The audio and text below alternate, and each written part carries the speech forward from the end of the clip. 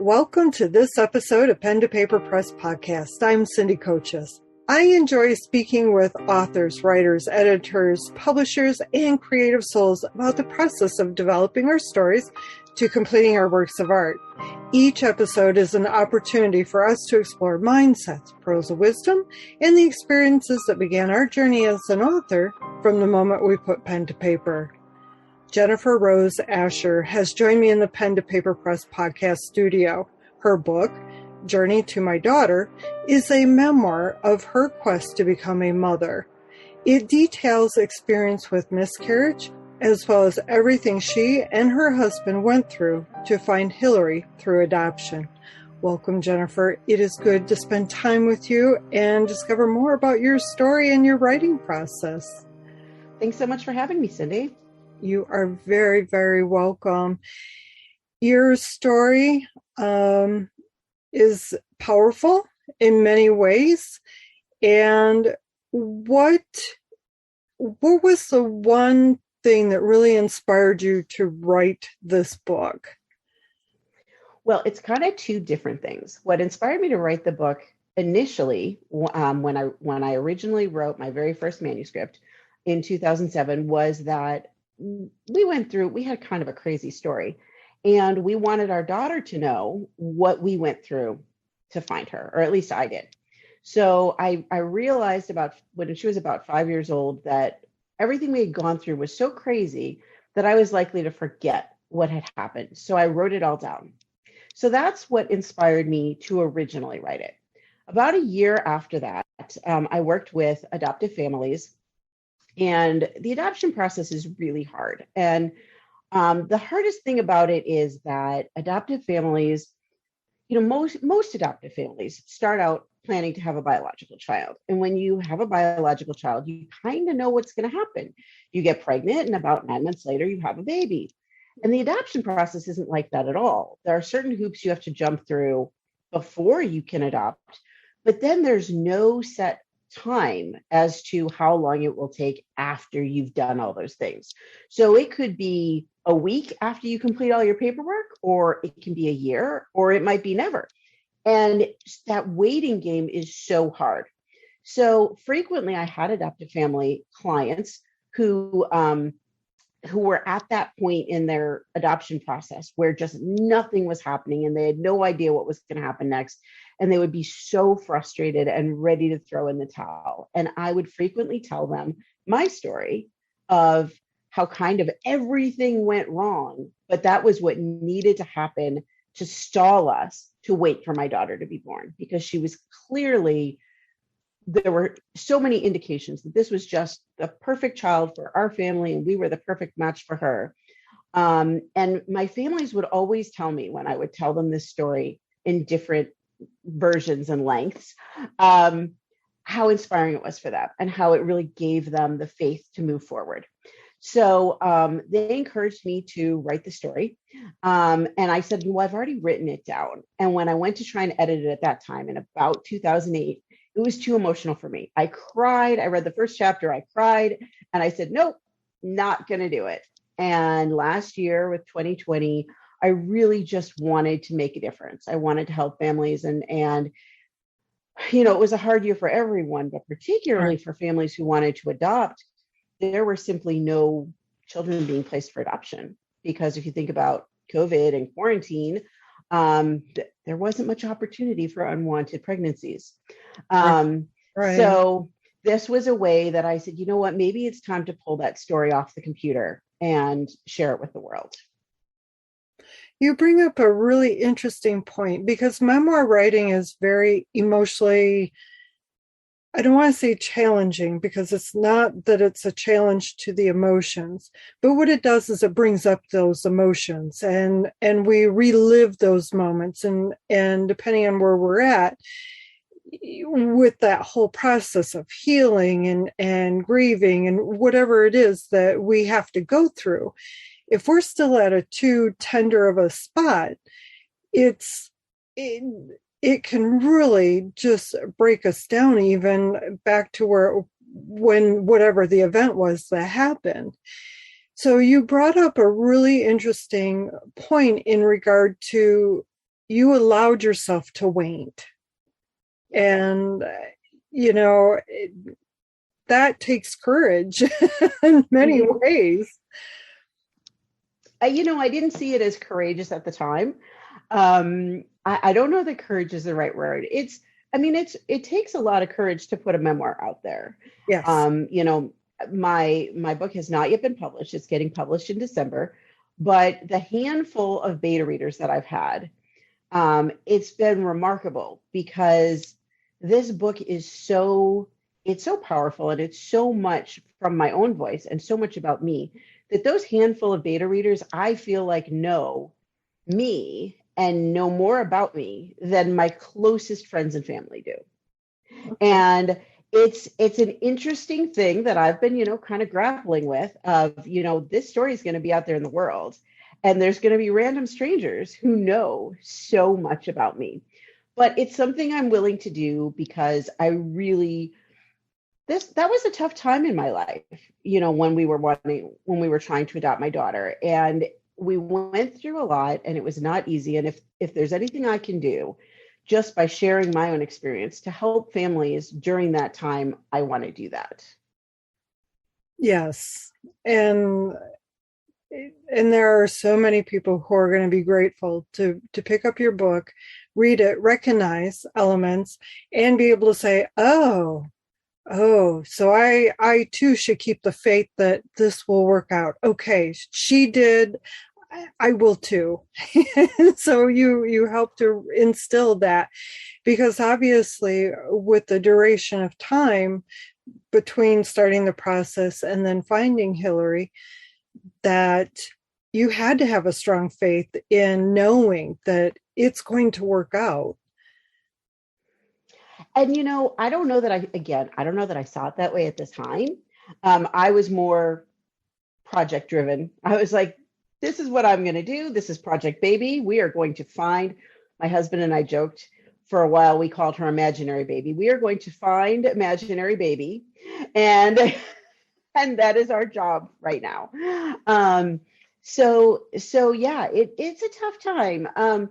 You know, the nice thing about this book that has really been a surprise to me is how different people take away different things from it. And the subtitle of my book it's a memoir about adoption and self-discovery, because it's the story of my adoption, but it's also the story of how I kind of learned to have that faith and learn to trust the signs from the universe that were kind of showing me that I wasn't on the right track and I needed to kind of change gears, and being willing to be open to that idea. So I've had some, you know, again, I've had maybe 8 people read this book cover to cover so far, but I've had a couple of them who really resonated with the stories of my miscarriage, which is really only the first, like, I don't know, 4 or 5 chapters of the book, and which I hadn't really even planned on including in the book because this was really about her adoption process. But my very first editor said, you know, if you're willing to talk about this is something that so many people go through. So many women, so many couples go through miscarriage, and so few people are willing to talk about it. She said, so if you're willing to share your experience and let those other women know that they're not alone, I think that'd be really meaningful to a lot of people. And, you know, it was something I really hadn't planned on, but I was okay with sharing it, and it was fine with me. And since then, I've had 2 other women who read the book who said, oh my gosh, I was so glad to hear this. And I was so thrilled to read your account and to know that I wasn't alone, because, you know, nobody wants to talk about it. And then there have been other people who didn't have anything to do with infertility or adoption or anything else, who just happened to have read the books because they're they're my friends or whatever. And they said, you know what? This was so meaningful to me because I saw how you allowed yourself to listen to what the universe was trying to tell you. And when things were just not working out, you let yourself change course, and you said, okay, I'm going to hear what's going on here, and I'm going to try to look at this from a different way. Mm-hmm. And about topics that were completely different, they said the book came to them at just the right time when they were having to make a job decision. One of them was having to make a job decision, and everything was indicating that she needed to change jobs, and she was just holding on to her old job with all her might because that's what she knew. And she said she happened to get my book. I asked her to read it, And she said, oh my gosh, this book came to me at this time where I needed to hear that I needed to let go and look at other options. So, I'm really excited to be able to help people see different things through the book. That's wonderful. Talk about a gift. And that your friend was able to recognize and see those aspects of what you've been through and be able to relate it to herself and implement, like you said, the trust and the signs from the universe that says, let it go. Yeah. So what are going back to writing the book, mm-hmm. What are some of the things that you learned about yourself through the writing of your memoir? Oh my gosh, I learned so much about myself. I learned that I love to write. Didn't even know that I loved to write. I never took any writing classes. This was not my major. My major was in college was in finance, and in graduate school was in psychology, counseling psychology. And I had never written anything just for fun before. And I mean, not that this was just for fun, but it kind of was. And I learned that I loved it. And I also learned that it was easy for me to express my thoughts and my feelings on paper. And that I really, the process, again, through the editors and the beta readers, learning that my words can make a difference has been huge for me. And our words do have power. So the question was there and now it just went away. Okay, maybe I'm not supposed to ask that. Maybe you weren't. Oh, no. So, I was going to ask you, what are you hoping to get, or what are you hoping the readers will get from your story? But it really sounds like that's a really broad question. So, honestly, what I hope that readers get from the story is what they need. I hope they see what they need in the story, whether they're able to implement and see, okay, this girl was trying so hard to force this to happen. As soon as she brought herself back a little bit and let things happen as they wanted to happen, that's when they fell into place, and being able to apply that to their lives. For adoptive families, I really hope that readers are able to see, number one, that they're not alone, and number two, that things happen how they're supposed to, and that somehow their path will meet the path of their child when they're supposed to. So you had mentioned at the beginning you had written down the events so that you could share it with Hilary when she became older. So when you sat down to put this together, you went back to your journals and back to photographs. What else did you do to kind of wrap it all together and create the baseline for your memoir? Well, at that time, it wasn't that far past. It was maybe 5 years. And I really just went back to my own memory and I just wrote it all down.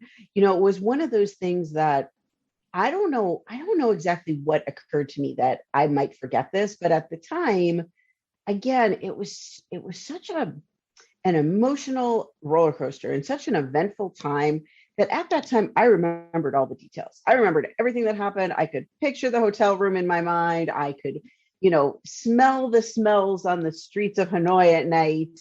And it was, it just was a matter of just writing it down, which I'm so glad that I did, because when I came back to it 14 years later, I didn't remember everything. And I was like, oh yeah, that was so cool.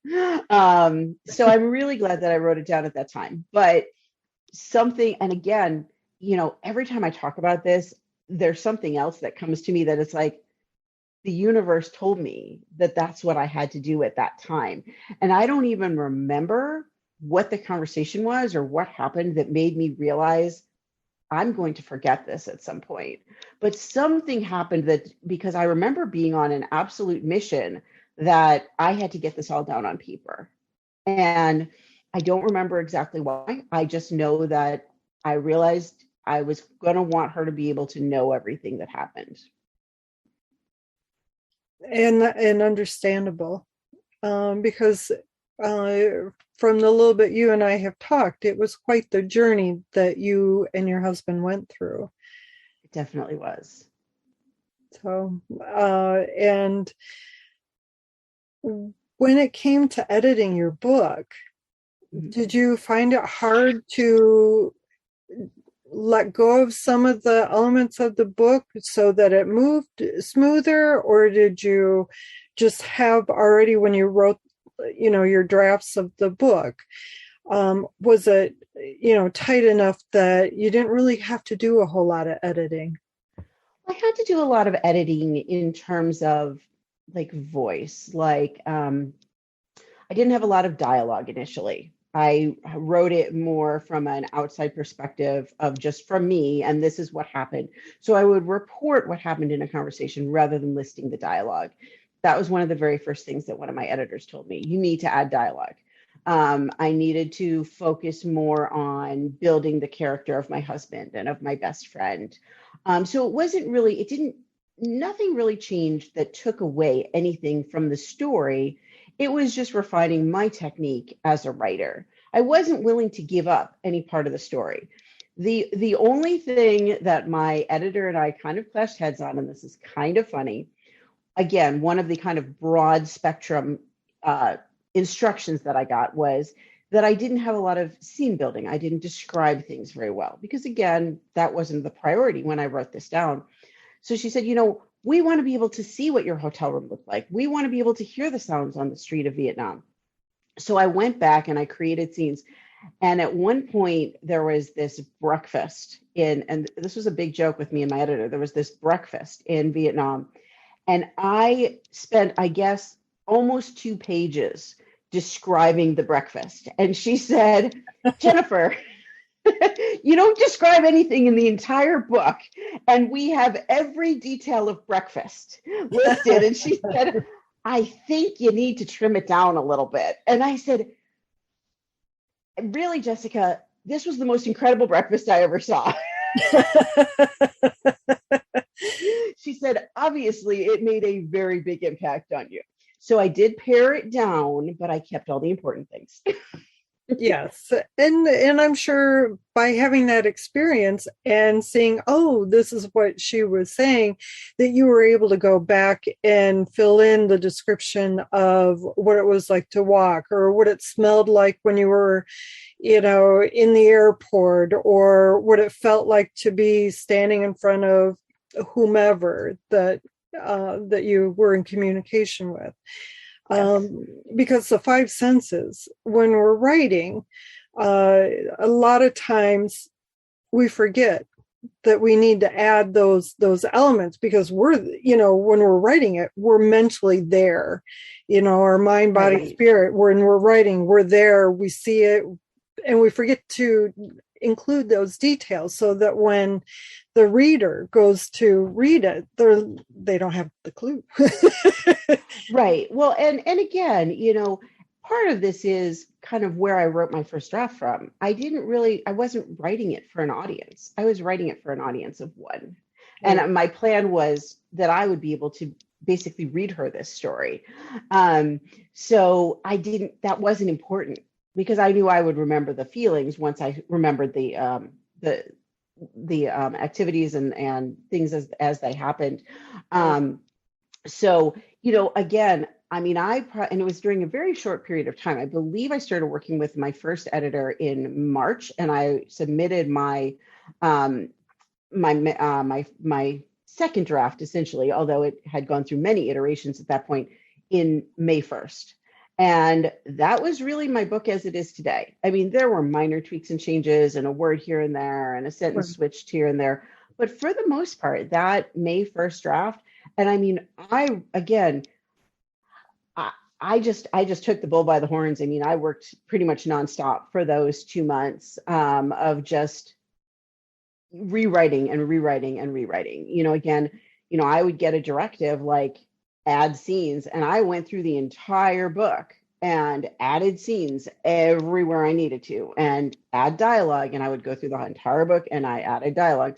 So it was a lot of work, but I really loved it. I mean, I was learning how to write because I had never done it before.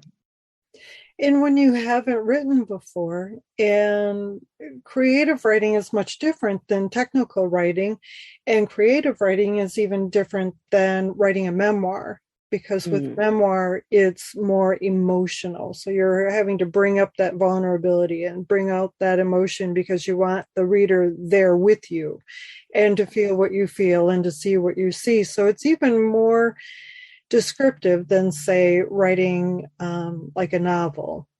Mm-hmm. Unless it's a horror flick, and in many cases, then they get a little freaky on the whole scare tactic things and really trigger the emotions. But yeah. But are you having fun with the whole process, though? There are parts I don't love. Marketing is hard for me. I did not realize how much work it was going to be. The social media thing kind of scares me. I'm getting there. I'm learning it. I'm trying to put myself out there, but it's not easy. And I'm doing it. I'll tell you, the most fun thing about it is just learning the whole process. I mean, there's been so many surprises along the way. I remember I got my contract in June, and right in my contract, it said I was expected to submit my video trailer by X date, which was like 2 weeks later. And I was like, my what? I reaction. I'm like that. I did not know. I did not know that books had video trailers. I'd never seen such a thing. And then I watched the example one in the template that I was given, and I was like, oh my gosh, that's like a movie, and I'm supposed to make it in 2 weeks. And I kind of freaked out a little, but I talked to my editor, and I talked to my video production assistant, and I read through, all of the guidance and templates that I had. And after about, I don't know, 5 days, one night, I must have all settled in my brain, and I woke up really early one morning at like 5 o'clock, and I was like, I know how I'm going to do it. And I pulled out my computer, and I brought my computer into bed with me, and I searched through stock video, and I put it all together. I think I was in bed from like 5 o'clock in the morning to like 1 o'clock in the afternoon. I did the whole video. And I was so proud of that video. I love when that happens, when we wake up with that inspiration and it just like click, click, click, click, click, and voila. And yeah. There is something so divine about that it's just like, you wake up and your mind is uncluttered from, what's going on in the moment. You're just waking up and it's like, oh, that's my answer. Yeah. It's like, I think somehow the brain just assimilates during sleep, and it just puts everything together and just lets it simmer. And so, yeah, it's happened a couple times through this process. That happened with my cover too. I could not figure out for the life of me what I wanted on the cover. And one morning I woke up early and said, I've got it. I know what the cover should look like. And it was a big surprise to me. That's wonderful, because yes, the cover says so much about the book, and it's so easy to get into that overwhelm of, oh my gosh, what should it look like? Should my name be big? Should it be small? Should it be on top? Should it be on bottom? Should I use this font or should I use that font? What color is the best color for a memoir? I mean, you get into that overwhelm of options. Well, and I didn't have all that worked out. I just had the basic idea, because I was thinking, when I first thought about it, and I was like, what am I going to put? I'm like, a baby in a basket on the river. I don't know. I had no idea. And, I didn't really want a picture of me, and I didn't really want something that was someone else that was supposed to be me, or even a representation thereof. And, I couldn't quite figure out how I was going to portray what the story was in a single picture on a cover. But I finally woke up one morning and just had an idea. So That's wonderful because that takes away all of that anxiety. And it's like, okay, I don't have to worry about that. yes, definitely. And it sounds like you have a wonderful team that's working with you on this project and helping you put it all together. So Definitely do. that's great. Because a lot of people go at it alone, and then others choose to, take your route and have that team to help them put it together. And it sounds like you've been learning a tremendous amount about not just only the marketing aspect, but also developing the story, the arc, and all of that as well. And Yeah, I mean, it was a pretty low bar, to that I was starting with. I knew nothing, so I could only go up. But yeah, I got really lucky. I got connected with this Creator Institute and with the New Degree Press publisher, which is a hybrid publisher, which I'm just so lucky to have happened to fall into this situation, because I know I would not. First of all, I simply didn't know enough to try to do this as an independent author, totally on my own. Definitely not even close to enough. And, the flip side of that is I have a friend who's using a traditional publisher and she's lost all control. And, they changed the name of her book and they changed the cover of her book. And I'm like, whoo, no way. No way I'd let anybody change the name of my book. that would be hard. Yeah. I can't even imagine, because my book has never had another name. I know a lot of people work with a working title and then they figure it out later. For whatever reason, the day I started writing this, I said, oh, this is the journey to my daughter. And it never changed. It's always been exactly the same. And at some point, somebody asked me, do you want to consider other titles? And I thought, and like, it was just empty. There was nothing. This had to be the title. So, Well, and based on, what you've shared with me and what you're sharing with the audience, that there, like you said, it was never even a consideration to change the name. yes. It's very much very fitting for, what has happened. And is there anything that you would like to share with writers to give them that just encouragement to keep going, or any warnings? No, I'm joking. But is there any wisdom you would like to share with fellow writers? I think the best thing that I learned, and it's not even just about the writing, it's about any aspect of it and really about anything. Again, this generalization has been kind of the theme of this whole project for me. Is Eric Custer, who's the professor at the Creator Institute. He always talks about, it's not about a divine inspiration. It's more about just butt in seat time. And, just set aside an hour and sit and write. And whatever comes out, don't expect it to be brilliant.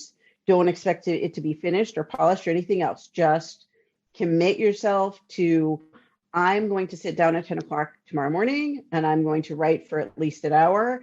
And if it is junk that comes out, it's junk that comes out, but I'm going to commit to my butt in that seat.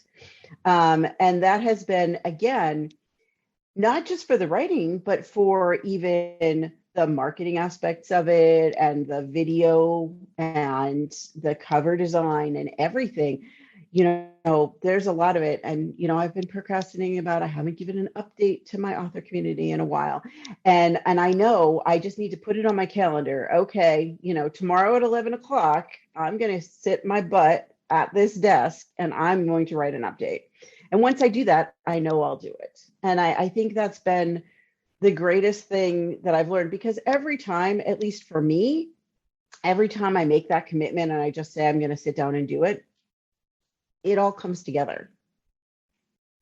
Good. Because I was going to ask you what your process was, if you're just somebody who, sits and writes when you're inspired, or do you have a schedule? What is it like for you when at what point do you write? And usually it's when I have a lot of time. I'm one of those people who writes in large blocks of time. I would sit and write for 6 hours. I would just, say, okay, I'm going to write today. And I'll give myself enough time in between that I have enough things to write, or that I knew where I'm going or whatever. Sometimes I would need a few days in between where I'd just be like, okay, I've written so much. I need to stop and think about what's going to happen next and how it's going to fit together, or whatever, how I'm going to make this transition. But for me, I need to have a block of time, because if I'm in the middle of something, I don't want to have to stop if I'm not ready. Understood. I get that. And when the inspiration hits too, that's important to take advantage of that as well. Well, I know you're short on time today, and I want to make sure that you share with everyone your website. So how can everybody find you on the internet? Well, it's pretty simple. My website is journeytomydaughter.com. That's same as the title of the book. I can be found on social media under Jennifer Rose Asher. I think I'm the only one. And I'm on Facebook and Instagram and LinkedIn. I believe if you put in jenniferroseasher.com, it will also go to my website. So I'm pretty easy to find. The book is coming out in December. I'm not sure the exact date yet. We haven't been given that yet, but sometime in December. And it'll be available on Amazon and anywhere you buy books. So I'm really excited to share this story with the world. And it is a very important story. And just to kind of give the hint, what countries did you go to? Well, the only country I actually went to outside of the United States is Vietnam. Okay. The journey started, at home with 2 miscarriages, and then we decided to adopt internationally. Now, kind of mentally, we traveled all over the world. We actually did the paperwork for China, Vietnam, Kazakhstan, Cambodia, and Russia. I think that's it. As well as the United States. So we did a lot of paperwork and a lot of research. But the only place I actually traveled to was Vietnam. Okay. Because I was curious if you had gone to any of the other countries, or traveling is one of those things. Obviously, I'm in a camper. I love to travel. And so it was like, I wonder what other countries she went to, because, especially now, after the last, year and a half that we've all been in, it's like the whole idea of, oh, I want to go traveling. Where can, where to? Well, and I'm pretty much the opposite. I do not love to travel at all. Particularly far. And I write about in the book that if I had to go, I lived in Chicago at the time. Now I live outside of Dallas, but at the time I lived outside of Chicago. And if I had to go to Milwaukee, which is like, I think it's about 2.5 hours away from Chicago, from where we lived, I would like whine and cry until my husband would agree to go with me, because I didn't want to go that far by myself. And what happened in the story was, that we had planned to go to Vietnam once, and we were going to go together. And after we submitted all of our paperwork, something happened, and it was a time of turmoil in Vietnam for Vietnamese adoptions from the United States, and there was some conspiracy theory type things going on, and the INS was investigating. There was kind of a baby buying scheme going on, and they kind of rushed us, and they said, could you go twice? Because there's this other process where you could go, you travel once to deliver your paperwork, and then you go the second time to pick up the baby. And I said, there's no way my husband can take off work. And they said, oh, that's fine. Only one parent needs to go on the first trip, so you can just go by yourself. And I panicked, and I'm like, okay. They said, because we don't know when we're going to get, we're no longer working with the orphanage that you can adopt from, where you only travel once, and we don't know if we're going to rebuild any relationships in that province, because each province had their own rules and laws. Okay. So either you can make 2 trips and go pretty much right away, or you can wait, but we don't know how long that wait will be. Well, I was on such a mission. I was like, well, I guess I'm going to Vietnam. And then the next sentence was, can you go next week? And I was like, what? Wow. Holy moly. So yeah, it was just, the trip was thrown together, and that's the whole story of the book, is that everything that could go wrong on this trip went wrong. I mean, it was crazy. The facilitator was supposed to pick me up at the airport. There was nobody there. When I finally figured out how to get myself to the hotel, I realized that I didn't even have a name for facilitator, let alone a phone number, because they just said, the facilitator will be there at the airport. You don't need to have this information. Don't worry. They'll be there to pick you up. And I was like, okay. And it didn't occur to me to ask. So I get to the hotel and I'm like, oh my goodness, I don't even know what to do now. And then I went, they had, it was kind of the beginning of the internet. So I went and got my email. They had one computer at the hotel that guests were allowed to use. And it was behind the desk, because it was the shared computer that the secretary used as well. And I checked my email, and there was an email from the agency saying, oh, the baby that you had been assigned, because I'd been given a referral for a baby named Viet. And they said, oh, we're sorry, baby Viet tested positive for hepatitis B. There's no way you'd be able to bring her back to the United States. Don't worry. The facilitator will tell you about the other babies available, and you can pick which one you want. And I'm going, I've been carrying around this little picture of this little baby for the last week and a half, 2 weeks. Mm-hmm. I am like, this in my head, this is my child. I mean, and this is all in the first hour that I landed in this country. And it went on from there. It was crazy. Everything went wrong. I was there for a total of about 5 days. I probably slept, I don't know, maybe 10, 15 hours for the entire 5 days. And I ate 2 meals over the 5 days that I was there. Because everything I was just trying to figure out what to do next, and how am I going to make this happen? And how are we going to do this? And, I was up all night, on the phone with my husband because of the time difference, trying to figure this out. It was crazy.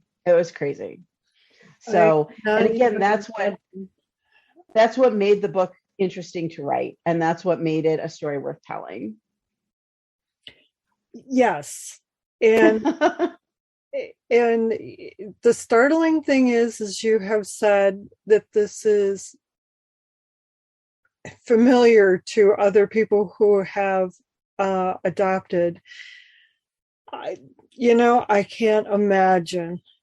For one, I can't imagine being told, oh, here's a picture. This is your baby. Go pick him up or pick her up. And then get there and be told, oh, never mind. I can't imagine the emotional heartbreak that you had to have gone through with that. Well, and it got worse after that, because then they presented me with 2 different, packets of paper about 2 different babies, and we picked one. And then I was going to the embassy the next day to get my paperwork submitted. And they said, oh no, you can't just change the name on the paperwork. You have to go back to the United States and get all new paperwork. And I was like, what? I'm telling you, everything went wrong that could go wrong. And eventually I ended up at an orphanage with a baby who I instantly fell in love with. I looked into this baby's eyes and I said, this is meant to be my child. And I picked her up and I held her and I played with her and I changed her and fed her and fell madly in love with this baby. And then when I got back to the United States, they said, oh, sorry, we're terminating all the adoptions in Vietnam. And you have to pick a different country to go to. And oh my goodness. Oh, Jennifer. It was crazy. A little bit of a spoiler alert, that baby, I found her later. I did. She's in Canada and we actually have met her and she's wonderful.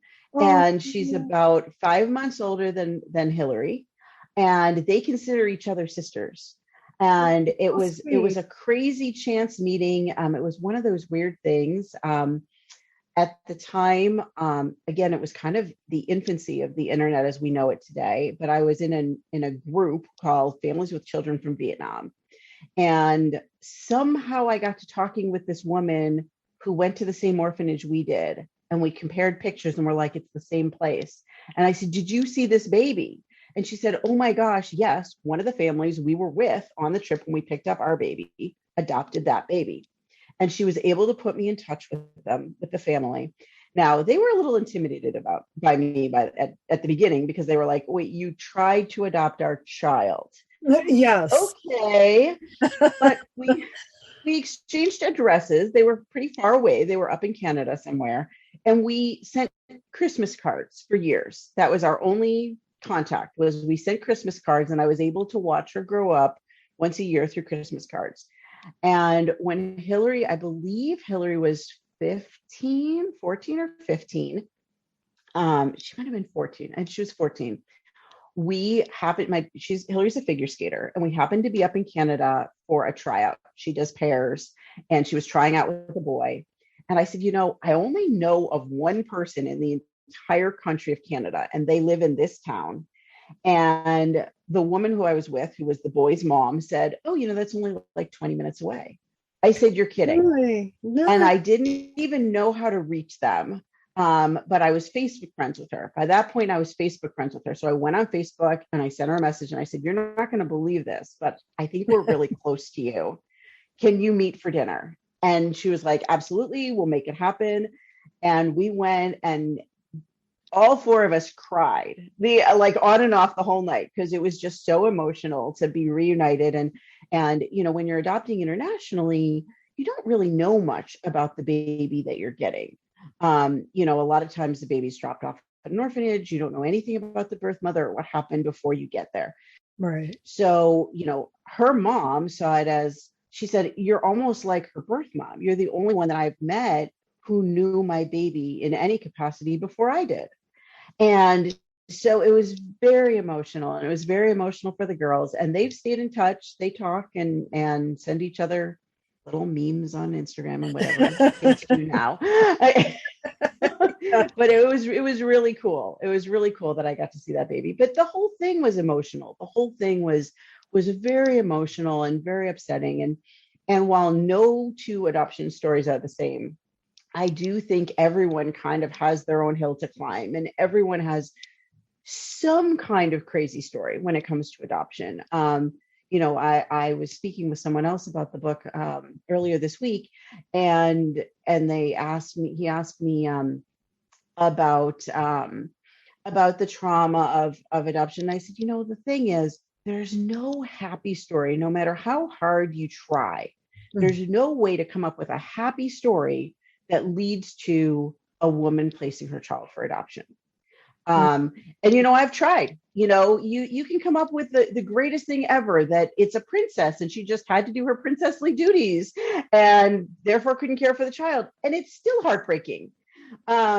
So you have to realize that this is going to be an emotional journey, because it's going to start with some sort of trauma, for at least for the baby and the birth mom, and probably the adoptive family too. Now, I think that a good adoption that's healthy and, and is made out of love and from all people involved, can be a very healing for that trauma for all involved. But, it's a lot of work. I have a friend who has adopted, and she shared very little about it. I don't want to pry, because it was something that, just like you, it was, not an easy transaction, or I don't want to say transaction. It sounds like you went and bought a bag of potato chips, and that's completely inappropriate. It's not an easy process. It's not an easy process. It's not an easy process. And like you said, you're right. There is somebody somewhere with a broken heart. The child is not with the birth mother for whatever reason, and it's not for judgment. It's not for anybody to criticize or cast any harm towards that, because we don't know the circumstances, and in many cases, it's probably better that some people don't know the circumstances. just because of, again, the heartbreak. I have very little insight in that world. So I'm coming at this from a completely different outlook where, I just, my heart goes to everybody in that situation. Well, and the bottom line is that it's a very selfless decision to decide to place a child for adoption. Almost always, I mean, certainly not always, but almost always, it's a decision that's made out of love. It's a decision that's made because the birth mother loves this child and wants the best life that the child can have. Yeah. And, and so I think it's important to look at it from that perspective. One of the things that was always important to me, and one of the kind of messages, when you talk about things I learned from writing this book, one of the things that's been so important to me in marketing this book and, in reaching out to families is this message of how important it is what you tell children about their adoption. First of all, it's so important to share with them as much information as you can in a positive light. And actually, I did not put this together until this process, but I have it here. I wrote a book for Hilary when she was less than a year old. This is it. And I talk about that this is the first Journey to My Daughter book, but I had read a book by Sherry Eldridge that talked about how important it is for adopted children to know their story. So I wrote this book for Hilary, and this was, before it was easy to do like it is now.